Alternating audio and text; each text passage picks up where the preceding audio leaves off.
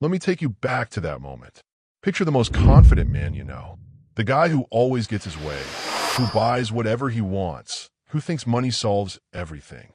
That was Preston walking into Family Court Division 7 that Tuesday morning. What happens when your biggest mistake becomes your judge and jury? Hi viewers, kindly tell us where you're watching from and what time it is. Warm welcome to the family. Enjoy the story. He walked into that courtroom expecting another easy victory, until he saw his own eyes staring back at him from behind the judge's bench. Have you ever walked into a room and felt your past grab you by the throat? Have you ever seen a face that made you question everything you thought you knew about your own life? Because that's exactly what happened to Preston Aldridge on a Tuesday morning in Phoenix, Arizona. Preston thought he'd buried his mistakes 3 years ago when he divorced the shy girl from Alabama, the quiet nursing student who couldn't even order pizza without stammering, the woman he dismissed as too simple, too naive, too beneath him. He was wrong, dead wrong, standing in that sterile courthouse, wearing his $1,000 suit and carrying legal documents that should have been a slam dunk. Preston felt his world crack open like an egg. The young black judge behind that bench, maybe 25 years old, confident, sharp as a blade, had his exact same hazel eyes, the same stubborn jawline, the same way of tilting his head when concentrating. But it was the woman sitting across from him that made his knees weak. Nevaeh, his ex-wife, no longer the frightened girl who used to apologize for breathing too loud. She sat there glowing, transformed, reaching over to squeeze the young judge's hand like she owned the world. The math hit him like a freight train. 25 years old. The timing was perfect. What happens when the son you never knew existed holds your future in his hands? When the woman you threw away comes back stronger than you ever imagined? When your biggest mistake becomes your judge and jury? Hit that like button if you've ever had your past catch up with you in the most unexpected way. Because this story will change how you think about power, family, and the price of abandonment. Stay with me. This gets intense. The gavel hadn't even dropped, but Preston Aldridge already knew he'd lost everything, including a son he never knew he had. Let me take you back to that moment. Picture the most confident man you know. The guy who always gets his way, who buys whatever he wants, who thinks money solves everything. That was Preston walking into Family Court Division 7 that Tuesday morning. 48 years old, tech millionaire, owner of half of Scottsdale. His lawyers trailing behind him like expensive suits with legs. This was supposed to be simple. A post-divorce asset hearing against his ex-wife, Nevaeh. Some property dispute over their old house. His team had prepared for weeks. They had documents, precedents, every legal advantage money could buy. But when that courtroom door swung shut behind him, Preston's perfect world shattered. The judge was young, too young, couldn't be more than 25, wearing those black robes like he was born to them. Calm, composed, studying the case file with laser focus. But when he looked up, Preston's mouth went dry. Those eyes, God, those eyes, hazel with gold flecks, just like his own. The same eyes that stared back at him from mirrors and boardrooms across Arizona. The same stubborn, set to the jaw that his mother used to complain about when he was a teenager. Preston's heart hammered against his ribs. His expensive suit suddenly felt like it was strangling him. Then he saw her. Nevaeh sat at the plaintiff's table. But this wasn't the woman he remembered. Gone was the shy nursing student who used to hide behind her textbooks. Gone was the girl who apologized for existing, who jumped when he raised his voice, who couldn't order takeout without rehearsing the conversation 3 times. This woman radiated confidence. Her natural hair framed her face in perfect coils. Her business suit was modest but elegant. And when she looked at him, really looked at him, there was no fear. No sadness, just knowledge, like she was holding the world's biggest secret and enjoying every second of his confusion. But it was what happened next that stopped Preston's heart completely. The young judge leaned forward slightly, and Nevaeh reached over, casual as breathing, to touch his hand. Just for a second, a gentle squeeze that spoke of familiarity, of comfort, of family. The judge cleared his throat. Professional, controlled. But when he spoke, his voice carried something Preston hadn't heard in decades. Purpose. Mister. Aldridge, the judge said, those familiar eyes boring into Preston's soul. I've waited a long time for this day. Not good morning. Not please be seated. Not any of the standard courtroom pleasantries. I've waited a long time for this day. Preston's hands started shaking. 25 years. The timing was impossible to ignore. The night before their divorce was finalized, when Nevaeh had shown up at his door crying, begging for just one more chance to make their marriage work. He'd laughed at her, actually laughed, told her it was over, told her to stop embarrassing herself, told her to accept that she'd never been good enough for his world. Then he'd closed the door in her face. But now, staring at this young man who looked like his mirror image from decades past, Preston wondered if he'd closed the door on more than just his marriage. Have you ever made a decision so cruel that it came back to judge you? Literally? Because Preston was about to find out that some doors, once closed, can only be opened by the children you never knew you abandoned. When that gavel finally came down to start the proceedings, it sounded like thunder. Or maybe that was just Preston's world collapsing. Some divorces end with papers. Others begin with the children you never knew you created. Let me tell you about Preston and Nevaeh's marriage, because you need to understand how he got here. How a tech mogul from Connecticut fell for a nursing student from Montgomery, Alabama. How love turned to indifference, and indifference turned to cruelty. It started at a charity fundraiser in Atlanta, 2001. Preston was 38, riding high on his first major tech success. Data encryption was the future, and he was already rich enough to buy small countries. He'd flown in from Phoenix for the event, partly for business connections, partly because his PR team thought it would look good. Then he saw her across the room. Nevaeh Jackson was 23, stunning in that natural way that doesn't need makeup or designer clothes to stop traffic. She was there with her nursing school classmates, volunteering to serve dinner to the wealthy donors. Quiet, graceful, with intelligent eyes that seemed to see right through all the fake smiles and power plays. She was everything Preston's world wasn't. Real, genuine, untouched by the cynicism that money breeds. He pursued her like a man possessed. Flew to Atlanta every weekend. Sent flowers to her tiny apartment. Met her grandmother, who raised her after her parents died in a car accident when she was 15. He even sat through 3-hour Baptist services just to hold her hand in the pew. 6 months later, they were married in a ceremony that made Southern society pages and tech blogs alike. The millionaire and the nursing student. Beauty and the beast of capitalism. But fairy tales don't survive in mansions. Preston's Scottsdale home was all glass and steel and sharp edges. 15,000 square feet of modern architecture that looked like it belonged in a magazine, not in someone's life. Nevaeh tried to make it warm. She bought plants, hung family photos, cooked meals that filled the house with the smell of her grandmother's recipes. Preston's friends tolerated her at first. The trophy wife with the exotic background and the sweet smile. But Nevaeh wasn't good at small talk about stock options and vacation homes in Aspen. She didn't understand why people spent more on a bottle of wine than her grandmother made in a month. She asked too many questions about charity work and not enough about profit margins.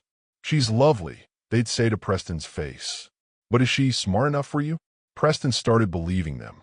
Worse, he started treating her like she was as simple as they thought. He'd interrupt her when she talked about her nursing studies. He'd make decisions about their life, vacations, dinner plans, social events, without asking her opinion. He'd bring home colleagues for impromptu business dinners and expect her to play hostess with an hour's notice, then get irritated when she couldn't keep up with conversations about market strategies and government contracts. The worst part? He stopped seeing her, really seeing her. Nevaeh would sit at the breakfast table reading medical journals, and Preston would be on his phone, checking stock prices. She tried to tell him about her clinical rotations, the patients she was helping, the lives she was saving, and he'd grunt non-committal responses without looking up. Their physical relationship became another item on Preston's schedule. Tuesday and Saturday nights, efficient and distant. He'd reach for her in the dark like she was just another acquisition, another thing he owned. She tried to tell him she felt invisible. He told her she was being dramatic. She tried to suggest marriage counseling. He told her they didn't have problems that money couldn't solve. She tried to explain that she was drowning in his world. He bought her jewelry instead of throwing her a life preserver. By the time he filed for divorce, citing emotional incompatibility, Nevaeh had already become a ghost in her own home. And Preston? He'd become the kind of man who could close a door in a crying woman's face and sleep peacefully afterward. But ghosts, as Preston was about to learn, have a way of coming back to haunt you, especially when they're wearing judges' robes and carrying 25 years of abandonment in their eyes. She disappeared like morning mist, taking nothing from their marriage except the one thing he never knew he'd given her. After Preston slammed that door in her face, Nevaeh Jackson Aldridge ceased to exist. At least, that's what everyone in Scottsdale believed. She signed the divorce papers without fighting for alimony. Didn't contest the property division. Took her grandmother's ring, her nursing degree, and a broken heart back to the South. But what Preston didn't know, what his expensive lawyers and private investigators couldn't track, was that she left Arizona with something more valuable than all his tech fortune combined. 3 weeks after returning to Atlanta, sitting in her brother Elijah's tiny guest bedroom, Nevaeh stared at 2 pink lines on a pregnancy test and understood that some doors, once closed, change everything on both sides. She was carrying Preston's child. The timing was cruel and perfect. That last desperate night, when she'd begged him to save their marriage, when she'd pressed against his door, pleading for just one conversation, he'd eventually let her in. Not out of love or reconciliation, but out of irritation. She was disturbing his neighbors, making a scene, embarrassing him one final time. "Fine," he'd said, opening the door just wide enough for her to slip through. "You want closure? Let's get closure." What happened next lived in Nevaeh's memory like a scar. Preston hadn't been gentle or kind. He'd been efficient, almost clinical, like he was checking off a final obligation before moving on with his life.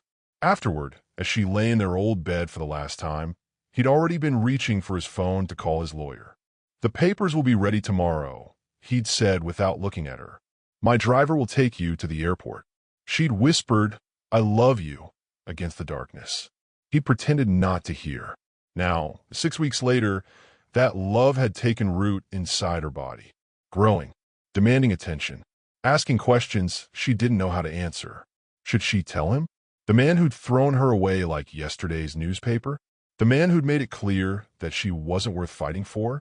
Elijah found her crying over those pregnancy test results at 2 in the morning. Her older brother, a high school teacher with kind eyes and strong hands, who'd raised her after their grandmother died.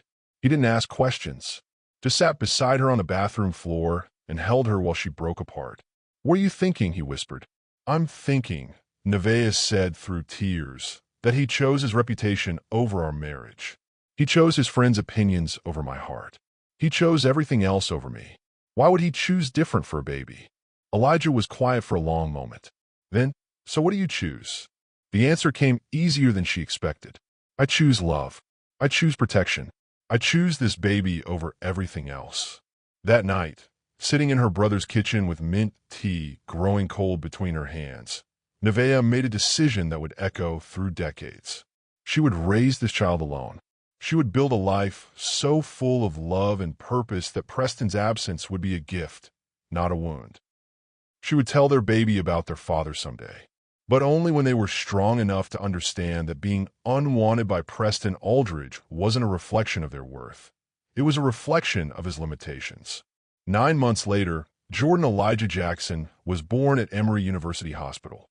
10 pounds of fury and determination, with his father's intelligent eyes and his mother's stubborn chin. Nevaeh held him in her arms and whispered promises that would shape his entire life. "Your father chose power over family," she murmured against his tiny forehead.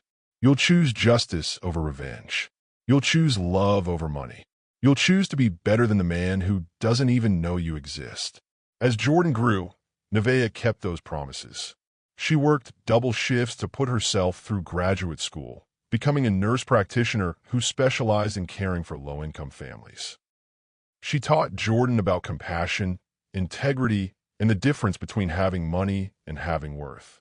But she also taught him about consequences, about how choices echo through generations, about how the powerful rarely face justice, unless someone with more power decides to serve it.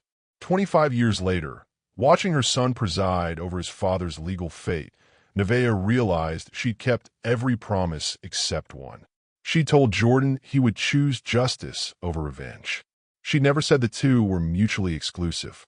Jordan grew up with his father's brilliant mind and his mother's moral compass, a combination that would either save him or destroy the man who abandoned them both.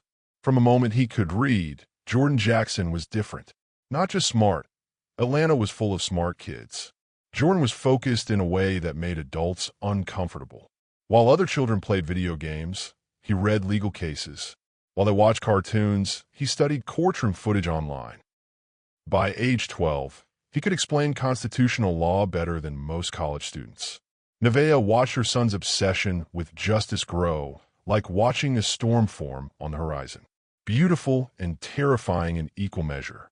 "Mom," 8-year-old Jordan asked one evening, looking up from a library book about civil rights cases, "why don't I have a father?"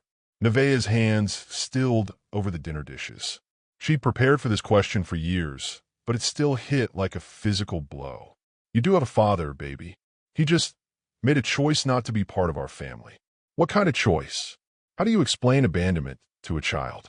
How do you tell an 8-year-old that his father valued money and reputation more than love?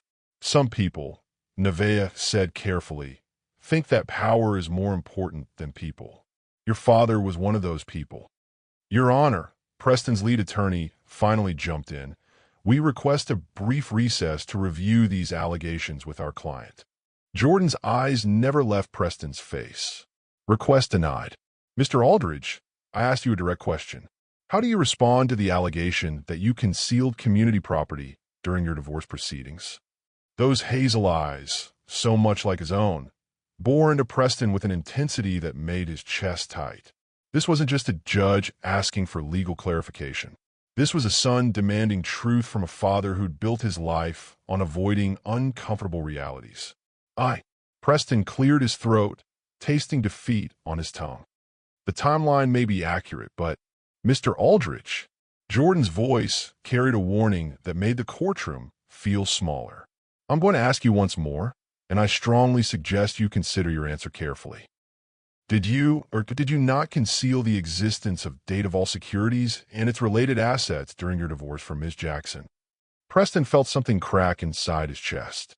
Not his heart, that had been broken so long he'd forgotten what whole felt like. This was different. This was his armor of wealth and power finally crumbling under the weight of his own choices. "Yes," he whispered. The word fell into the courtroom like a stone into still water, sending ripples of shock through his legal team.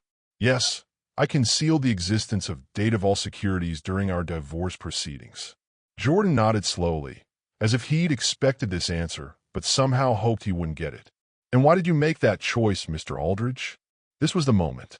Preston could lie again, blame his lawyers, claim ignorance of the law. Or he could finally tell the truth to the son he'd never known existed. "Because I was afraid," Preston said, his voice barely audible. "I was afraid that if she knew about the company, she might use it to stay connected to me, to have a reason to stay in my life." The admission hung in the air like smoke. Nevaeh's expression didn't change, but Preston saw something flicker in her eyes. Not hurt. She was long past being hurt by his cruelty. Something else. Something that looked almost like pity. "So you chose to defraud your wife rather than risk having to maintain any connection with her after your divorce," Jordan said quietly. It wasn't a question. It was a judgment. "Yes," Preston whispered again. "And in making that choice, you violated Arizona's community property laws, committed fraud by concealment, and deprived Ms. Jackson of her legal right to marital assets." Yes, assets that, according to the documentation presented today, would have been worth approximately $12 million at the time of your divorce. Preston's head dropped. "Yes." Jordan leaned back in his chair, and for a moment, just a moment, the professional mask slipped. Preston saw something raw and unguarded in his son's face. Not anger. Something worse. Disappointment. Mr. Aldridge, Jordan said, his voice carrying the weight of 25 years of abandonment. You had a choice to make 3 years ago. You could have been honest about your assets and worked out a fair settlement with the woman who had been your wife for 7 years. Instead, you chose deception. You chose to take what wasn't rightfully yours rather than risk any continued connection with Miss Jackson. He paused, letting that sink in. But that wasn't your first choice involving Miss Jackson, was it? Preston's blood turned to ice. Jordan was going there, into the territory they'd been dancing around since the moment Preston walked into this courtroom. Your Honor, Preston's lawyer tried to intervene. I don't see how questions about the defendant's prior relationship are directly relevant to establishing a pattern of behavior, Jordan finished smoothly. Mr. Aldridge, 3 years ago you made a choice to defraud your wife rather than maintain any connection with her. But that wasn't the first time you chose to cut ties with Ms. Jackson rather than face the responsibilities that connection might bring. Was it? The courtroom felt like it was spinning around Preston. Jordan knew. Of course he knew. Had probably always known. I don't understand the question, Preston managed. Then let me be more specific. Jordan's voice was steady as stone, but Preston caught the tremor of emotion underneath. Have you ever made a choice to abandon Ms. Jackson when she needed you most?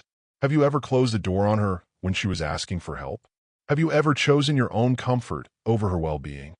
The night flashed through Preston's memory like lightning. Nevaeh at his door, tears streaming down her face, begging for one more chance to save their marriage. Him, cold and dismissive, more concerned about the scene she was making than the pain she was feeling. Your Honor, he whispered, I don't see how. Answer the question, Mr. Aldridge. Preston looked at his son, really looked at him, and saw himself reflected back. Not just the physical features, but something deeper. The same intelligence, the same stubborn determination, the same ability to focus on a goal until everything else faded away. But where Preston's focus had always been selfish, Jordan's burned with something else entirely. Purpose. Yes, Preston said, the words scraping his throat raw. I have made choices to abandon Ms. Jackson when she needed me. Jordan nodded once, as if that answer had confirmed something he'd suspected his entire life. Thank you for your honesty, Mr. Aldridge. Finally, truth has gravity. The more you reveal, the harder it becomes to stand. Preston sat in that defendant's chair, feeling like his bones had turned to lead. Around him, his legal team whispered frantically, shuffling papers, trying to find some way to salvage what was clearly becoming a disaster. But Preston barely heard them. He was watching his son. Jordan had returned to reviewing case files, his expression neutral and professional. But Preston could see the tension in his shoulders, the tight line of his jaw. This wasn't easy for him either. Whatever satisfaction he might have expected from this moment, it clearly wasn't what he was feeling. Your Honor, Nevaeh said, rising from her chair, I'd like to present additional evidence regarding the data vault concealment. She moved with quiet confidence to the evidence table, retrieving a thick folder that made Preston's stomach drop. How much did she know? How deep had she dug into his business dealings? These are financial records showing the transfer of funds for Mr. Aldridge's known accounts to shell companies in Delaware, Nevada, and Wyoming during the 18 months preceding our divorce. Preston's lawyer shot to his feet. Objection, Your Honor. How did the plaintiff obtain private financial records? Jordan's eyes flicked between the lawyers and landed on Nevaeh. Ms. Jackson, how did you acquire these documents? Through completely legal channels, Your Honor. As Mr. Aldridge's former wife, I was entitled to request copies of joint account statements during our marriage. What I discovered was a pattern of fund transfers that coincided with the secret development of data vault securities. She approached the bench, handing Jordan the folder. These records show over $15 million moved from accounts I had legal access to into accounts I was never told existed. Preston felt the walls closing in. Every transfer, every hidden account, every careful step he'd taken to protect his assets from his wife. It was all there in black and white. Evidence of a systematic deception that went far beyond hiding one company. Furthermore, Nevaeh continued, I have documentation showing that Mr. Aldridge used marital funds, money from our joint accounts to finance the early development of Data Vault. Equipment purchases, patent filings, even the initial incorporation fees were paid using community property. Jordan studied the documents carefully, his face giving nothing away. But Preston caught the slight tightening around his eyes, the way his fingers drummed once against the bench. His son was processing not just the legal implications, but the personal ones. This wasn't just fraud. This was betrayal on a level that went beyond money.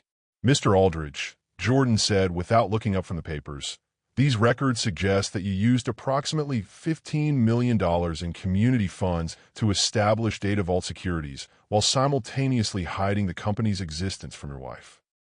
Is that accurate? Preston's throat felt like sandpaper. The legal structure was complex. Is it accurate? Jordan's voice cut through the explanation like a sword. Yes. So you used Ms. Jackson's money to build a company, then hid that company from her during your divorce, so she couldn't claim her share of what she had helped create. When Jordan put it that way, it sounded even worse than Preston had thought possible, which was saying something, because he'd always known it was bad. Yes, Preston whispered. Jordan set the documents down carefully, as if they weighed 1,000 pounds. When he looked up, Preston saw something in his son's eyes that made his chest constrict. Not anger, not satisfaction, something that looked almost like grief. Mr. Aldridge, do you understand what you've done here today? Preston shook his head slightly. Beyond admitting to fraud? Beyond potentially destroying his reputation and facing criminal charges? Beyond sitting in front of his unknown son and confessing to being exactly the kind of man who would abandon a pregnant woman and steal from his wife? You've established a pattern, Jordan said quietly. A pattern of choosing personal gain over human connection, of choosing wealth over relationships, of choosing to run from responsibility rather than face the consequences of your actions. Each word hit Preston like a physical blow, because Jordan wasn't just describing his business dealings. He was describing his entire life. 28 years ago, you met a young woman from Alabama. 7 years later, you divorced her rather than work through your problems. 3 years ago, you stole from her rather than give her what was legally hers. And 25 years ago, Jordan paused, his voice catching almost imperceptibly. 25 years ago, you made another choice about Ms. Jackson, didn't you? The courtroom held its breath. Preston felt every eye on him, but the only gaze that mattered belonged to the young man behind a bench. The son who had grown up without a father because Preston had been too proud, too selfish, too cowardly to face his responsibilities. Your Honor, Preston's lawyer tried again. I don't see the relevance. The relevance, Jordan said, his voice carrying decades of controlled emotion, is that this court needs to understand whether Mr. Aldridge's pattern of abandonment and deception is limited to financial matters, or whether it extends to his personal relationships as well. Preston understood then. This wasn't just about money. This wasn't even just about justice. This was about a son demanding accountability from a father who had never been held accountable for anything. And Preston realized, sitting in that defendant's chair with his entire life crumbling around him, that he was finally going to pay for every choice he'd ever made. Starting with the choice to walk away from the best thing that had ever happened to him, and the son he'd never known she was carrying. Some questions demand answers that change everything, including the person asking them. Jordan's hands were steady on the bench, but Preston could see the storm building behind his son's eyes. 25 years of questions were about to pour out, and Preston wasn't sure he had the strength to weather them. Mr. Aldridge, Jordan said, his voice carrying the weight of a lifetime's worth of abandonment. I'm going to ask you a direct question, and I want a direct answer. Have you ever walked away from Ms. Jackson when she was asking for your help? Preston's mouth went dry. This was the moment.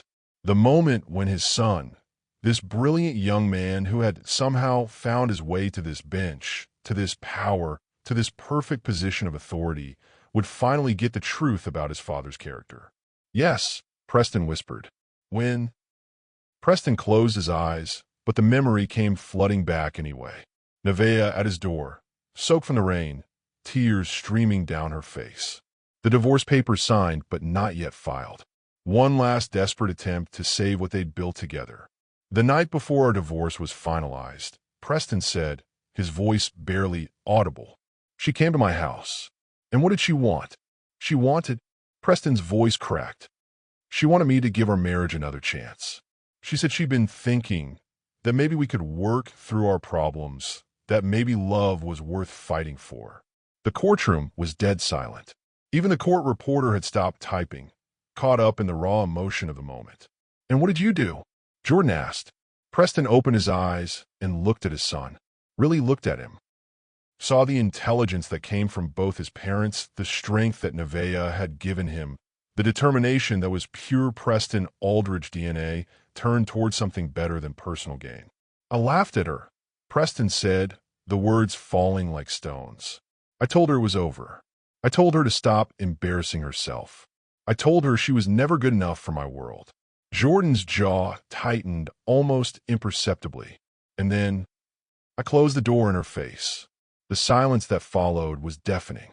Preston could hear his own heartbeat, could feel the weight of every choice he'd ever made pressing down on his chest like a physical thing.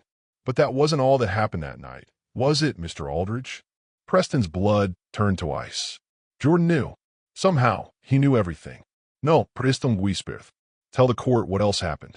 Preston glanced at Nevaeh, but she was staring at her hands, her face carefully neutral. This was between him and Jordan now. Between a father and the son he'd abandoned before birth. She asked me to let her in, just to talk. She said she had something important to tell me. "And did you let her in?"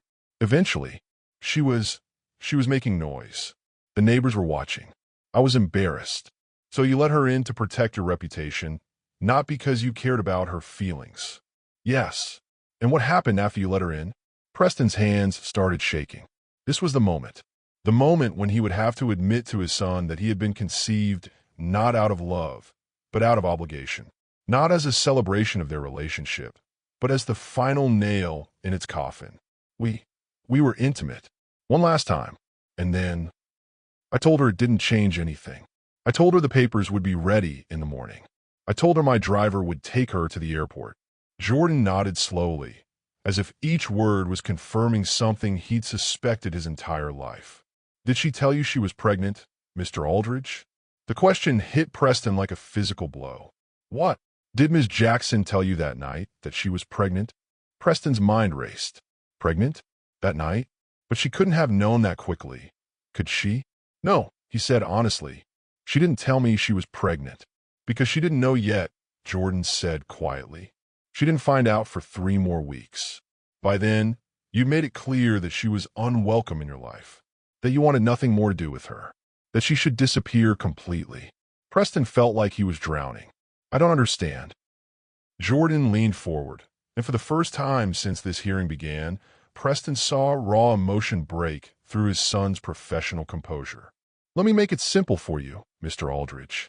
That night, the night you laughed at my mother's pain, the night you told her she wasn't good enough for your world, the night you used her body one last time before throwing her away like garbage, that was the night I was conceived." The courtroom spun around Preston. His chest constricted like someone was squeezing his heart in a fist. "And 3 weeks later, when my mother found out she was carrying your child, she had to make a choice. Tell the man who had made it clear he wanted nothing to do with her, or protect her baby from someone who had already proven he would choose his reputation over love." Jordan's voice was steady, but Preston could see his hands trembling slightly against the bench. "She chose to protect me, Mr. Aldridge. She chose to raise me alone rather than subject me to a father who might abandon me the same way he'd abandoned her." Preston opened his mouth, but no words came. What could he say? That he would have done the right thing if he'd known? That he would have been a good father? That he would have chosen his child over his comfort? But they both knew the truth. They both knew exactly what kind of man Preston Aldridge was. The kind who would steal from his wife to avoid staying connected to her. The kind who would laugh at a woman's pain rather than show compassion. The kind who would close a door on love because it was easier than fighting for it. The kind who would choose everything else over family. Every time, when you spent 25 years imagining your father, the reality is either salvation or destruction, and sometimes both at once. Jordan sat back in his chair, watching his father process the weight of 25 years of abandonment.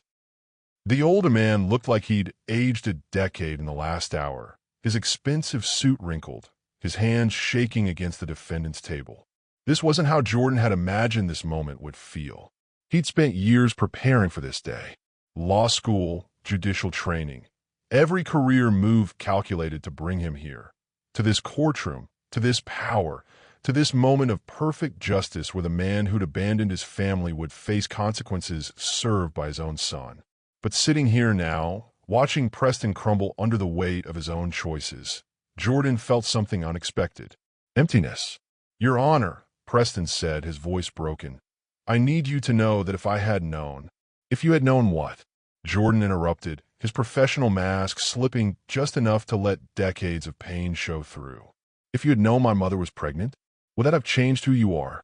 Preston's mouth opened and closed like a fish pulled from water. Would knowing about me have made you treat my mother with respect during your marriage? Would it have made you honest during your divorce? Would it have made you capable of love instead of just possession? Each question hit Preston like a physical blow, because they both knew the answers. You want to tell yourself that you would have been different if you'd known about me, Jordan continued, his voice steady despite the emotion underneath. But the truth is, Mr. Aldridge, you made your choice about what kind of man you wanted to be long before I existed. Jordan stood, the black robes making him look older, more authoritative.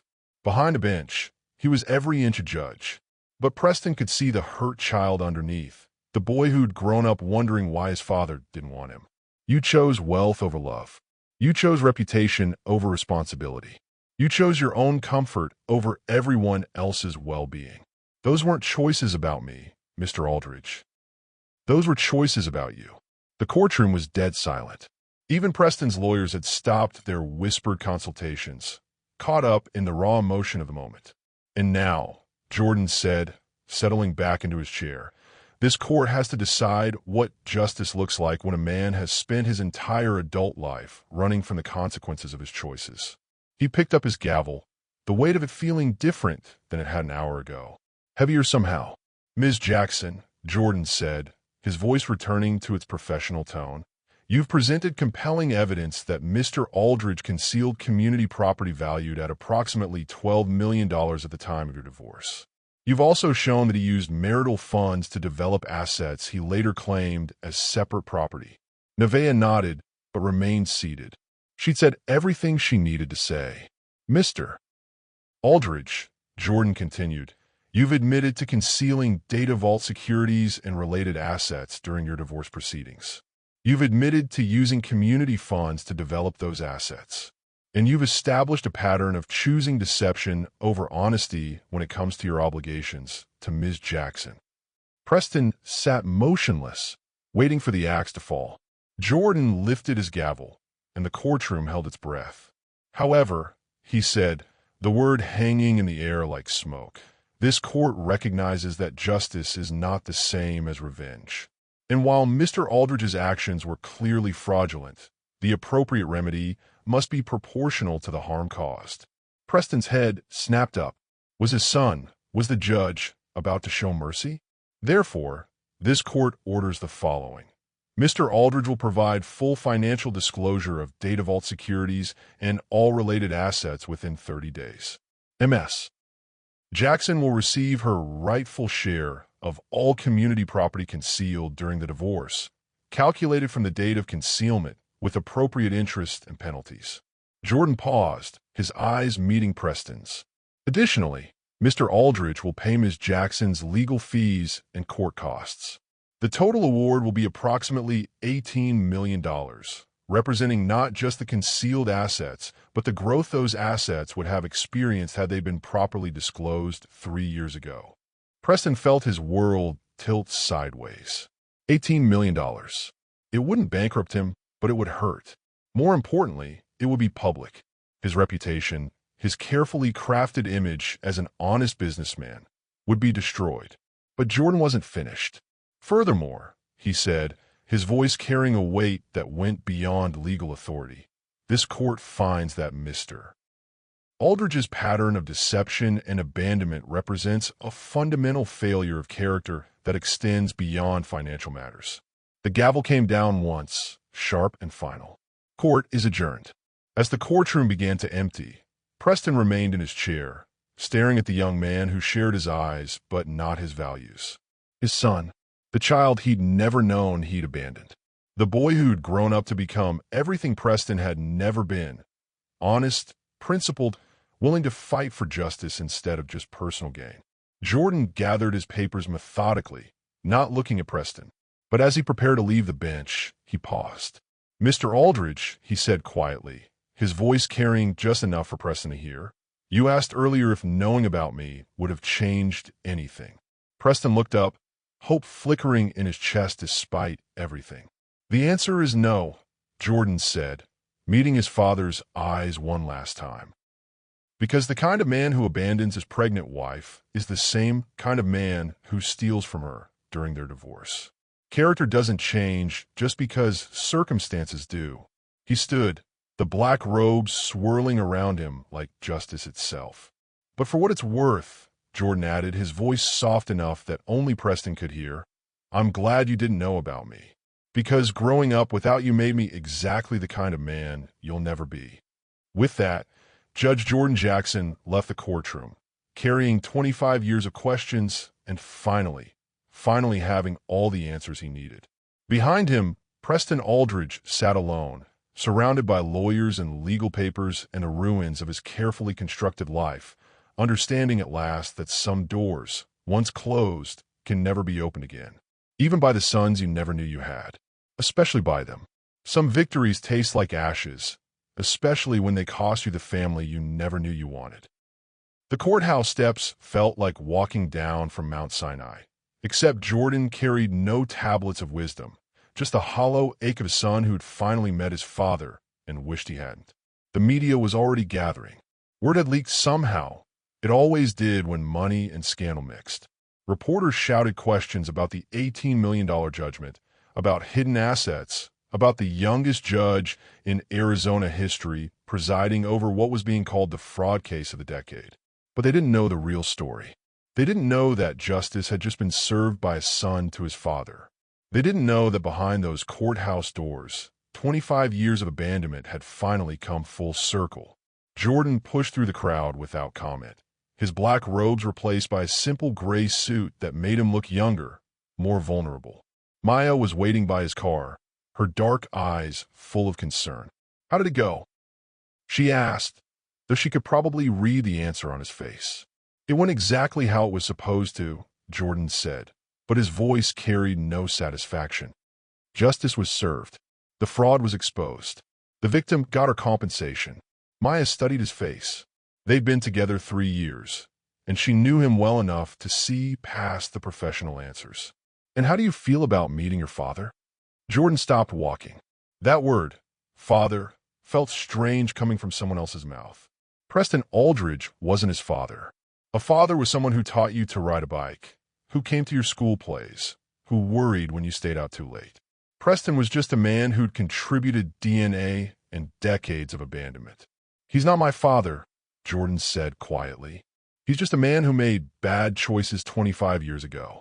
But even as he said it, Jordan couldn't shake the image of Preston's face when the verdict came down. Not anger, not defiance. Something that looked almost like regret. Maya slipped her hand into his. "Want to talk about it?" "No," Jordan said, then immediately contradicted himself. He looked older than I expected. Smaller somehow. For 25 years, I built him up in my mind as this powerful figure who'd rejected us. But sitting there today, he just looked like a scared old man who'd finally run out of places to hide. They reached Jordan's car, but he didn't move to unlock it. Instead, he stood there staring at the courthouse behind them, processing what had just happened. "I thought it would feel different," he admitted. "I thought there would be this moment of satisfaction, of closure. Like all those years of wondering would finally make sense. And instead, I just feel empty. Like I've been carrying this anger for so long that without it, I don't know who I am anymore." Maya squeezed his hand. "You're the man who just delivered justice to someone who'd been cheated." You're the man who overcame abandonment to become a judge at 25. You're the man who chose to build something beautiful instead of just tearing down what hurt you. Jordan looked at her, this woman who'd somehow seen past his obsession with the past to love the man he was becoming. What if that's not enough? What if all I ever was is anger wrapped up in a law degree? Then figure out who you are now, Maya said simply. Without the anger, without the need for justice, without the father who never was. Who is Jordan Jackson when he's not trying to prove something to a man who abandoned him? The question hung in the air like smoke. For 25 years, Jordan's entire identity had been built around the absence of Preston Aldridge. Every achievement, every goal, every choice had been motivated by proving himself worthy of a father who never wanted him. Now that he'd faced Preston, now that he'd seen the smallness of the man behind the myth, Jordan realized he had no idea who he was without that driving need for validation. His phone buzzed. A text from his mother saw the news. "Are you okay?" Jordan stared at the message, thinking about Nevaeh. She'd built a life after Preston's abandonment. She'd raised a son, built a career, found happiness without needing validation from the man who'd thrown her away. She turned abandonment into strength, rejection into purpose. Maybe that's what he needed to learn. How to build something new on the foundation of what was broken, instead of just trying to fix what was never meant to be whole. "I need to see my mother," Jordan said suddenly. Maya smiled. "Now that sounds like the beginning of figuring out who you are." As they drove away from the courthouse, Jordan caught sight of Preston in his rearview mirror. The older man stood on the steps, surrounded by his lawyers, but somehow looking completely alone. For just a moment, Jordan felt something unexpected. Not satisfaction, not anger, something that might have been pity, because Preston Aldridge had everything: money, power, success, and nothing at all. While Jordan had spent 25 years thinking he was missing something, when really he'd had everything that mattered all along. A mother who loved him, a purpose worth fighting for, the strength to choose justice over revenge. And now, maybe the wisdom to choose peace over the anger that had defined him for so long. Some conversations can only happen between a mother and the son she raised to be better than his father ever was. Nevaeh was waiting at Atlanta's Hartsfield Airport with mint tea and the kind of hug that could fix anything broken. Jordan melted into her arms like he was 8 years old again, asking why he didn't have a daddy like the other kids. "My baby boy," she whispered against his hair. "How are you holding up?" They didn't talk during the drive to her house. Jordan stared out the window at the Georgia landscape, processing the surreal fact that less than 12 hours ago, he'd been sitting in judgment of his own father. Now he was back in the world where Preston Aldridge had never existed, where he was just Jordan Jackson, Nevaeh's son, loved and whole. Nevaeh's house was the same cozy cottage she'd bought when Jordan started high school. Plants everywhere, family photos covering every surface, the smell of her grandmother's cornbread recipe drifting from a kitchen. This was home. This was real. "Sit," Nevaeh said, guiding him to the kitchen table where he'd done homework for years. "Tell me everything." So Jordan did. He told her about the moment of recognition, about Preston's reaction, about the confession and the verdict. He told her about the emptiness he felt instead of satisfaction, about questioning who he was without his anger to drive him. Nevaeh listened without interrupting, the way she always had. When he finished, she was quiet for a long moment. "You know what I realized today?" she said finally. "Sitting in that courtroom, watching you preside over that case with such dignity and fairness. You are nothing like him. I have his eyes, his jawline, his. You have his features," Nevaeh interrupted gently. "But you have your own heart, your own character, your own choices." She reached across the table and took his hands, the same hands that had wielded a gavel with such authority that morning. "Jordan, do you know what I was most afraid of when I decided not to tell Preston about you?" Jordan shook his head. "I was afraid you'd grow up angry. I was afraid that not having a father would make you bitter, would make you hard. I was afraid you'd become like him, someone who chose power over love." She smiled, and Jordan saw tears in her eyes. "But watching you today, seeing how you handled that case with such professionalism, even when it must have been tearing you apart inside. I realized you became exactly who you were supposed to be, not despite his absence, but because of it. But I did become angry, Mama. I spent 25 years planning that confrontation. No, baby. You spent 25 years planning to serve justice. There's a difference. Nevaeh stood and moved to the stove, where she'd been warming milk for hot chocolate. It was their ritual from childhood. Difficult conversations always went better with chocolate. You could have destroyed him in that courtroom, she continued, stirring the milk carefully. You could have announced that you were his son, could have made it about personal revenge instead of legal justice. But you didn't. She poured the hot chocolate into 2 mugs, adding marshmallows the way she had when he was little. You protected his dignity even while holding him accountable for his crimes. You gave him justice, not vengeance. That tells me everything I need to know about who you really are. Jordan wrapped his hands around the warm mug, inhaling the familiar comfort of chocolate and childhood memories. So who am I, Mama? If I'm not the angry son of Preston Aldridge, who am I? Nevaeh smiled, and it was radiant. You're Jordan Jackson. You're the boy who defended smaller kids from bullies in elementary school. You're the teenager who tutored classmates for free because you believed everyone deserved a chance to succeed. You're the man who became a judge not to get revenge, but to make sure justice was available to people who couldn't afford expensive lawyers. She sat back down across from him, her own mug warming her hands. You're the son who calls his mother every Sunday. You're the boyfriend who treats Maya like a queen. You're the man who tips servers generously because you remember what it was like when I was working double shifts to pay for your school clothes. Each description hit Jordan like a revelation. She was right. His identity hadn't been built around Preston's absence. It had been built around his own choices, his own values, his own decision to be better. You know what the difference is between you and your father? Nevaeh asked. What? Preston Aldridge spends his life taking things. Money, power, respect. He takes what he wants and doesn't worry about who gets hurt. But you spend your life giving things. Justice, compassion, hope. You give what you have because you understand that real strength comes from lifting others up, not tearing them down. Jordan felt something shift inside his chest. Not the hollow emptiness he'd carried since leaving the courthouse, but something warmer. Something like peace. I love you, Mama, he said quietly. I love you too, baby. And I'm proud of the man you've become. Not despite your father's absence, but because you chose to fill that absence with love instead of hate.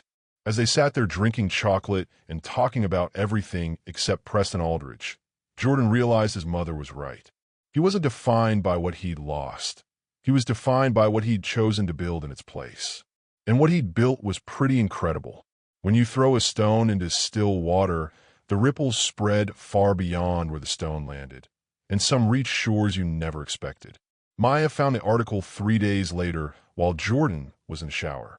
Tech mogul faces massive fraud judgment, splashed across the front page of the Phoenix Business Journal, complete with a photo of Preston looking haggard outside the courthouse.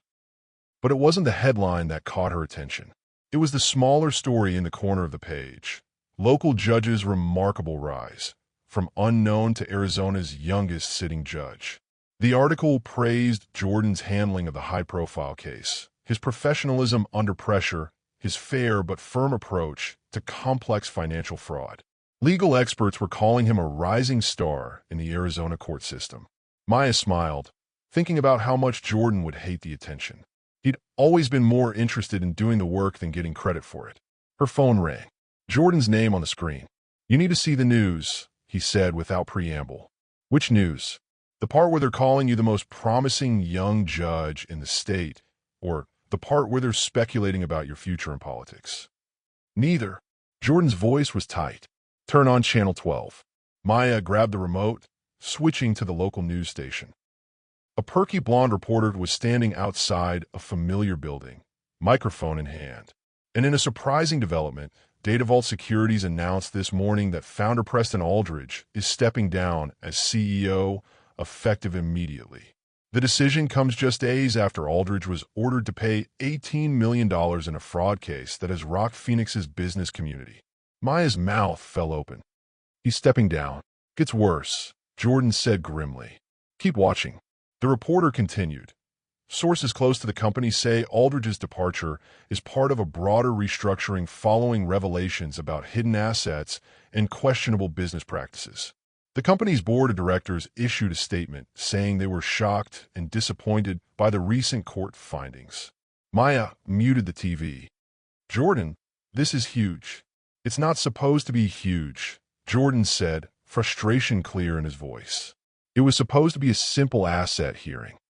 Now it's turned into some kind of corporate scandal, and everyone's acting like I'm some crusading hero judge who brought down a corrupt businessman. Aren't you? Silence on the other end of the line. Jordan, I don't know, he admitted finally. I went into that courtroom thinking I was getting justice for my mother. But now Preston's lost his company, his reputation is destroyed, and there are rumors that criminal charges might follow. I'm starting to wonder if I let personal feelings influence my judgment. Maya understood his struggle. The line between justice and revenge wasn't always clear, especially when the case was personal. Did you follow the law? She asked. Yes. Did you give him a fair hearing? Yes. Did you sentence him based on the evidence presented, not on your personal feelings? A longer pause. Yes. Then you did your job. Jordan, what happens to his company? What happens to his reputation? That's the natural consequence of his choices, not your judgment. But even as Maya said the words, she could hear the doubt in Jordan's silence.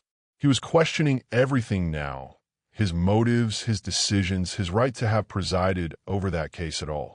The doorbell rang. Maya looked through the peephole, and her heart nearly stopped. Preston Aldridge stood on their doorstep, looking like he'd aged 10 years in 3 days. His expensive suit was wrinkled, his usually perfect hair disheveled. But it was his eyes that made Maya step back from the door. They looked desperate. Maya, Jordan's voice came through the phone. You still there? Jordan, Maya whispered, her eyes fixed on a man who'd abandoned his son 25 years ago. You need to come home. Now. Why? What's wrong?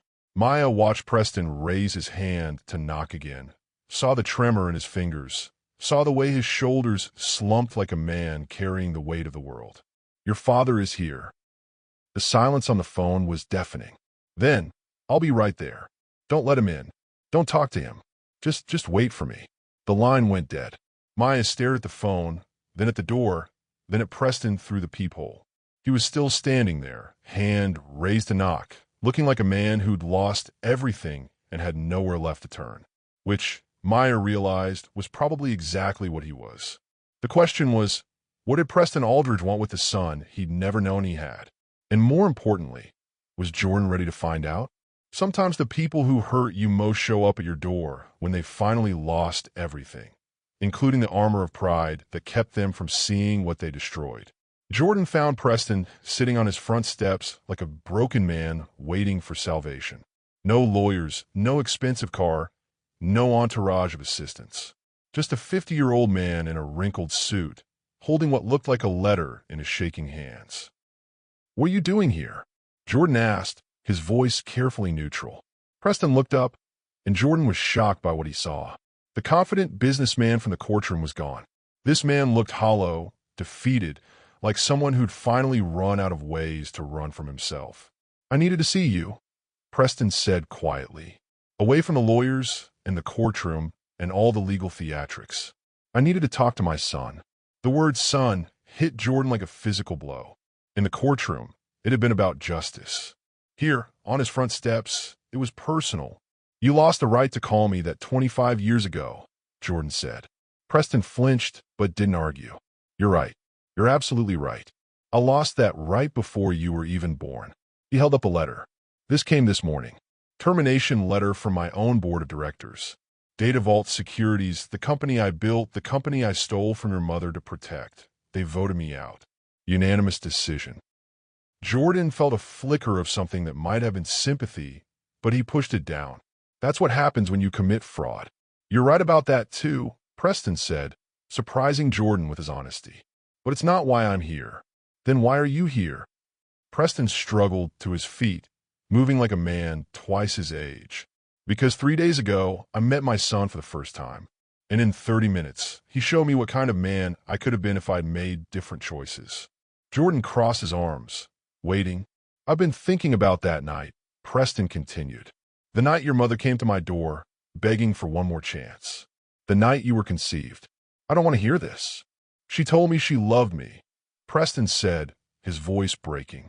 She said love was worth fighting for. And I laughed at her. I actually laughed at a woman who was trying to save our marriage. Jordan could see tears in the older man's eyes now, and it made him uncomfortable.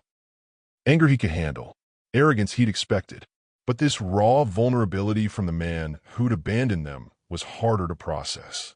I've spent 3 days thinking about what she said that night, Preston went on, about love being worth fighting for, and I realized she was right. But by the time I figured that out, she was gone. You were gone. The chance to be the man you both deserved was gone. So what do you want from me? Jordan asked harshly. Forgiveness? Understanding? Some kind of father-son bonding moment. Preston shook his head. I want to tell you I'm proud of you. The words hung in the air like smoke. Jordan felt his throat tighten despite himself. I want you to know that watching you in that courtroom, seeing your integrity, your fairness, your strength, it was the first time in my life I've ever been proud of anything I had a hand in creating. You didn't create me, Jordan said coldly. She did. She raised me. She taught me everything I know about being a decent human being. You were just DNA. You're right, Preston said again. But that DNA came from somewhere. And sitting in that courtroom, seeing the man you've become, I realized that maybe there was something good in me once. Something your mother saw that I'd forgotten existed. He stepped closer, and Jordan could see the desperation in his eyes. I don't want forgiveness, Jordan. I don't deserve it, and I'm not asking for it. But I need you to know that meeting you, seeing what you've become, it's changed something in me. It's made me want to be better than I've been. Jordan studied his father's face, looking for manipulation, for some angle, some way Preston was trying to work the situation to his advantage. But all he saw was a broken man trying to find some meaning in the wreckage of his life. It's too late for that, Jordan said quietly. I know, Preston whispered. I know it's too late for us. Too late for me to be your father. Too late for me to be the man your mother needed. But maybe it's not too late for me to be better than I was. He held out the letter again, and this time Jordan could see it wasn't from the data vault board. It was handwritten in Preston's own neat script. This is my resignation from every company I own, every board I sit on, every position of power I've held. I'm giving it all up. Jordan stared at the letter. Why? Because power without principle is just destruction.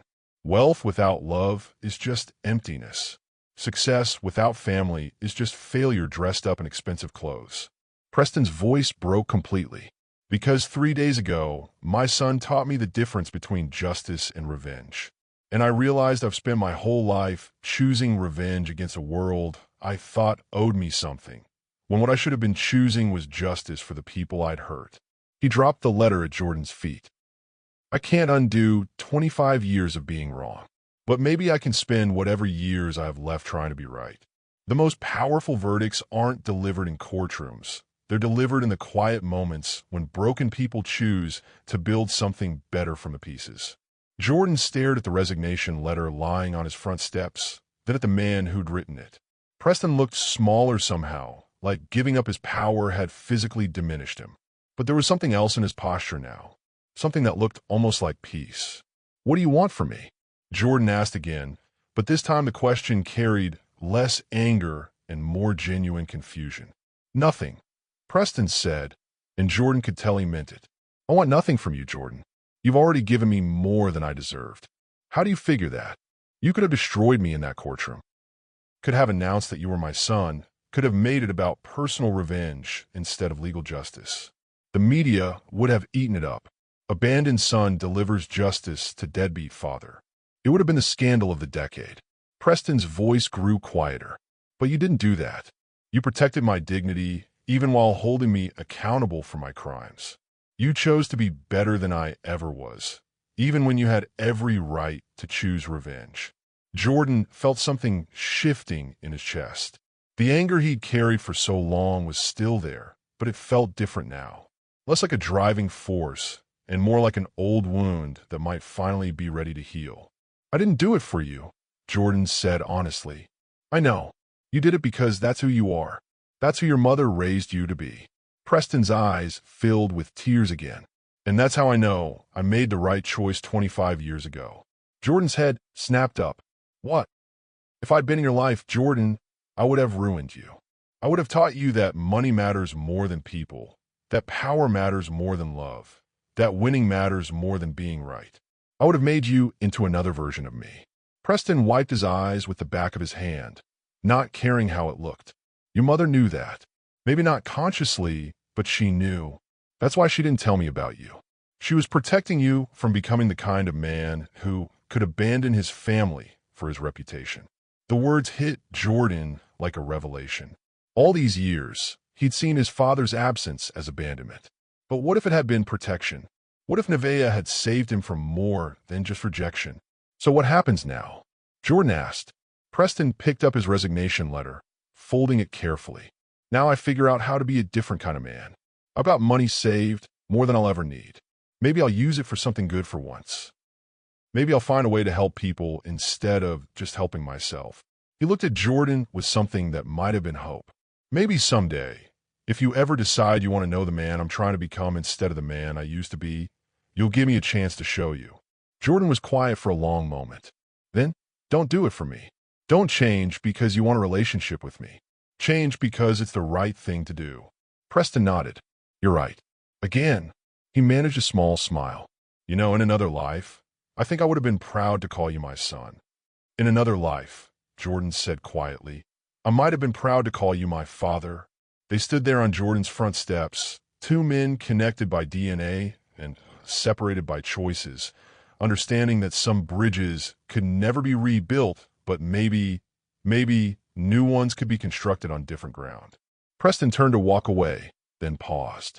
Jordan, yeah, thank you for showing me what integrity looks like, for being the man I never was. After Preston left, Jordan sat on his steps, holding the resignation letter, thinking about choices and consequences, about anger and forgiveness, about the difference between justice and revenge. His phone buzzed. A text from Nevaeh. How did it go with your father? Jordan stared at the word father for a long moment. Then he typed back, he's trying to be better. I think I am too. Some stories don't end with happily ever after.